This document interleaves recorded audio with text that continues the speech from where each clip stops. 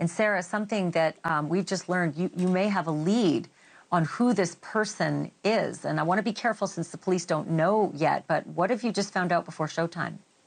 So yes, thanks again for having me here. So I got a message from one of my followers on Instagram, who was also a classmate of Michaela Toninato, who was on one of the TikTokers who got punched in the face. And she was a student at Parsons, and they found through the security cameras a guy matching my description of my attacker, who was loitering around Parsons fashion school.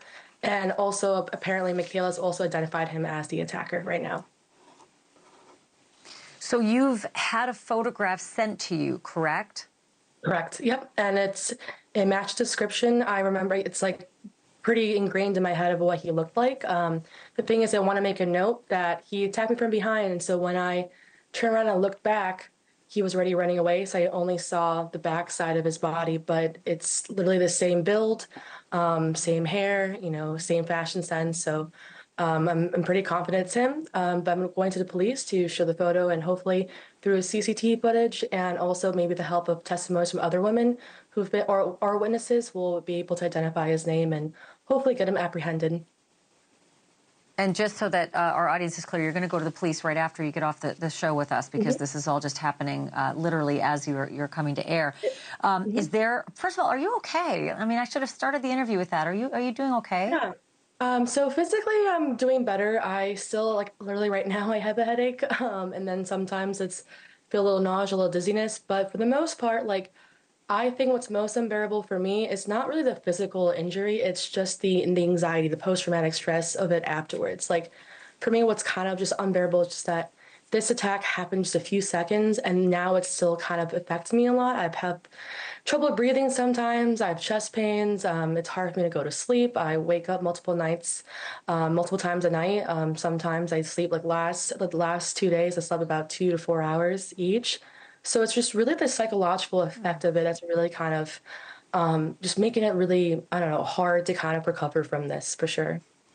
You're a crime victim, and sometimes there's strength in unity in others as well. Have you found a community of a number of other women who've had this happen, and if so, how many?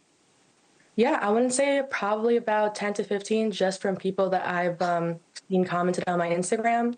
And it's so interesting because you think that when you find a community of people who are like you, it's going to be comforting and wholesome, but it's really not, because to me, it just shows that there's a clear pattern here where women are being attacked in this country, or at least in this city. And nothing's really being done to kind of, prevent that from happening further, to de-escalate that.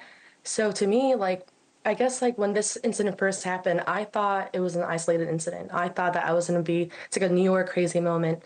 And then after I saw all these TikTok videos, I was like, oh my gosh, this is happening to a bunch of other people. It's a repeated pattern. This could incite violence against more women. It could encourage other people to engage in violence.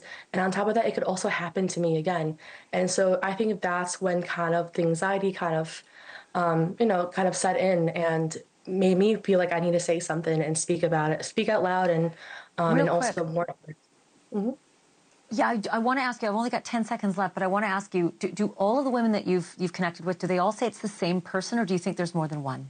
I think there's more than one. I know for a fact that they just arrested Stibori Stora, who was arrested for, I think, hitting or punching Hallie Kate, who was like the original TikTok influencer who posted her incident. And so I know they arrested him, and I know that I've seen other videos of other people who've accused of punching them, and they're not the same as my person. But at least I know that me and Michaela have the same attacker, from my understanding. Sarah, keep us posted. When you go to the police and you get your police report, let us know what happens, and if the person that you've now identified on that picture ends up being arrested. I'm so sorry this is happening. Thank you for bringing it to light. No problem. Thank you so much for having me. Thank you for watching. Go to newsnationnow.com to find NewsNation on your television provider. And don't forget to click the red subscribe button below to get more of NewsNation's fact-driven, unbiased coverage.